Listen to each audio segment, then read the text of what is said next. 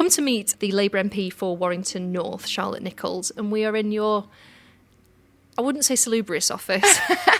You're about to move, aren't you? There's boxes everywhere. Yeah, it's a bit of a mess in here. I think Marie Kondo would not approve, but... Well, thank you very much for letting us come and talk to you. Let's go straight into it. We've got the vote later today on the winter fuel payment. How are you planning to vote? I'll be voting with the government.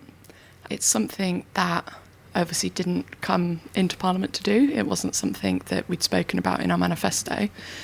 And obviously there is a lot of concern around it. Like many MPs, I've had hundreds of emails. But the key things for me were some analysis that I'd asked for from the Treasury about the projections for where the triple lock was going to go this year, and also around what mitigations could be put in place for people who are just over the pension credit threshold, but would still be struggling to meet the increased costs of energy. And now that the analysis has come back from the Treasury that says that the increase to the triple lock would be worth between about £400 and £500, they think. With that, I think I can feel confident that overall pensioners will be better off despite these changes. Do you think you're going to have any backlash from your constituents? I mean, I'm sure that there will be people that are angry. The tone of a lot of the emails that I've had over the last couple of weeks, but particularly in the last week, has been quite hostile. But I think most people understand that there's going to need to be an element of means testing here with the economic climate that we're in. Andy Burnham, the Mayor of Greater Manchester, has come out this week and suggested that the government should raise the threshold so that more pensioners are entitled to the winter fuel payment. What do you think about that? Yeah, I think the thresholds issue has been the main bone of contention here, and it is too low. I believe there are a number of pensioners who are above the pension credit threshold but still below the poverty line.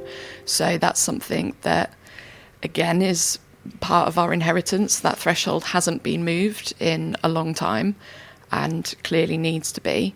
But I don't think that that's something that can necessarily be done today, although I hope it's something that we can look at going forward in order to make sure that there are more people who are brought into that support over time. What can be done to help more people who are entitled to claim pension credits claim them? It's an incredibly laborious process at the moment with, I think, 234 questions. Yeah, and I think this is one of the things that's always been a barrier to people applying for it. There'd been nothing done in recent years to make the process something that is more straightforward. I know it's something that the new Secretary of State, Liz Kendall, is looking at with the department.